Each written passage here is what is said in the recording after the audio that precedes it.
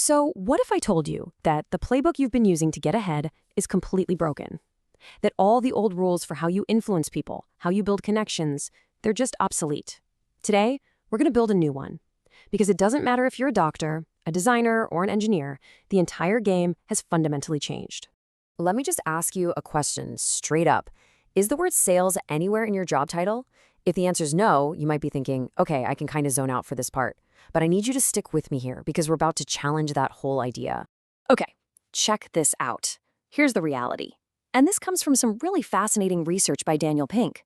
It turns out only 1 in 9 of us actually have sales in our job title, but the other 8 of us, we spend a mind-blowing 40% of our time at work persuading, influencing, and trying to convince other people. Just think about that for a second. That's 2 full days out of a 5-day work week. Welcome to the world of non-sales selling. So if we're all spending almost half our time persuading people, we have to face a new reality, right? The ground rules have been totally rewritten. This is not your grandfather's world of sales. Not by a long shot. You know, the biggest change is this massive shift in power. It used to be caveat emptor, or buyer beware. The seller had all the cards, they had all the information. But now, thanks to the internet, we live in an age of caveat venditor, or seller beware. Information is everywhere. Your client, your boss, your colleague, they often know just as much as you do. And in this world, honesty isn't just a nice-to-have virtue, it's a flat-out survival strategy. And all this transparency, it has a very real, very tangible economic impact.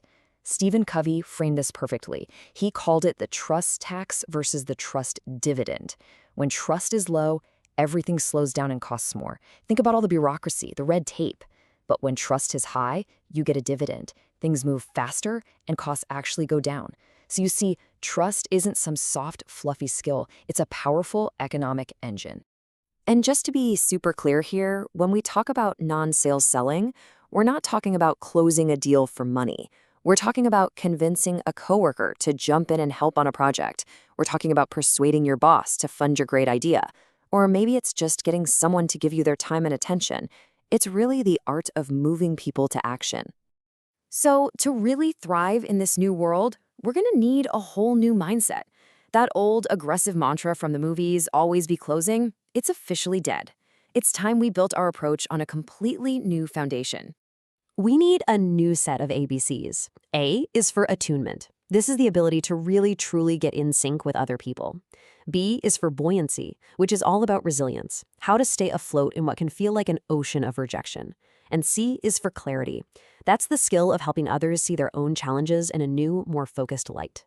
Let's talk about attunement for a second. We always assume that the biggest extrovert in the room is the most persuasive one, right? But the research shows something really surprising. It's actually the ambiverts, the people who are a mix of introverts and extroverts who are the most effective.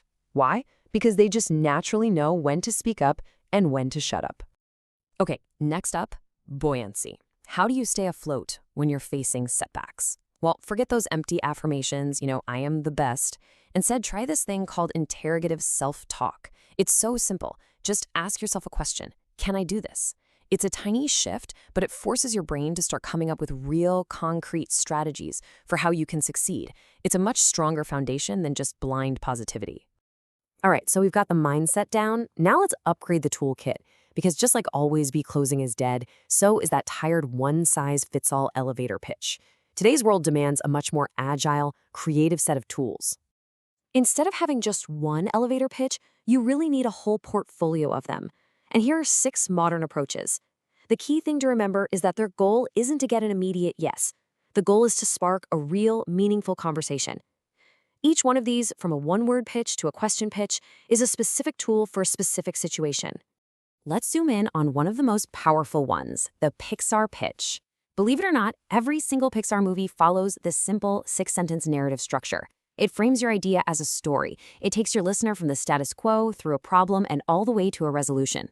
It is an incredibly effective way to pitch just about anything. But remember, persuasion is almost never a monologue. It's a dialogue. And that's where a core principle from improv comedy is so powerful. Yes, and. Just think about it for a second. When you say yes, but, you shut down an idea. you create a wall. But when you say yes and, you accept what the other person is offering and you build on it. You turn a potential conflict into a collaborative project. Now, these skills aren't just for you in your one-on-one interactions. Real, lasting success is a team sport. So, how do we take these principles of trust and clarity and communication and scale them up to create a truly high-performing team? Well, according to Patrick Lencioni, all team dysfunction starts right here, at the very foundation. And we're not just talking about any kind of trust. We're talking about vulnerability-based trust. It's that willingness for team members to be completely open to admit their mistakes and weaknesses. Without that, the whole thing crumbles. Because without that foundation of trust, a fear of conflict starts to take root. People start avoiding passionate debate because they don't want to rock the boat, creating this fake, artificial harmony. But the reality is, great teams thrive on productive conflict. It's how they find the best possible solutions.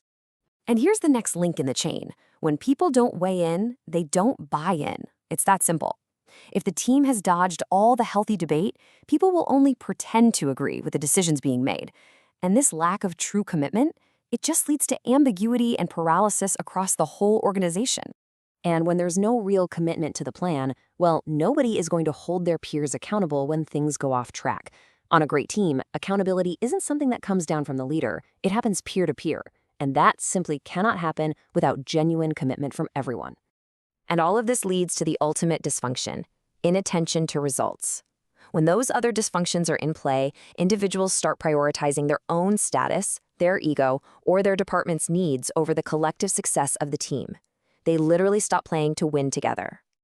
Okay, so how do we put all of this together? The persuasion, the trust, the teamwork, to get to the absolute pinnacle of professional relationships.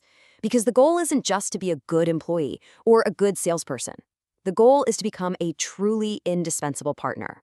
Think of this as a ladder that represents the entire journey. And this isn't about how you see yourself. It's about how your client or your colleagues see you. Are you down at the bottom, a commodity provider who can be easily replaced by the lowest bidder? Or have you climbed all the way to the top, becoming a true strategic partner, someone they literally can't imagine achieving their mission without? The core mindset that gets you to the top of that ladder is actually beautifully simple. It's a genuine spirit of service. The moment you shift your focus from what can I get out of this to how can I serve, and you do it without keeping score, you fundamentally change the dynamic of every single professional relationship you have. So I'll leave you with one final question to carry with you. In every meeting you have, every project you work on, every single email you send, just ask yourself this: are you building a transaction or are you building a relationship? The answer to that question will ultimately define your entire professional journey.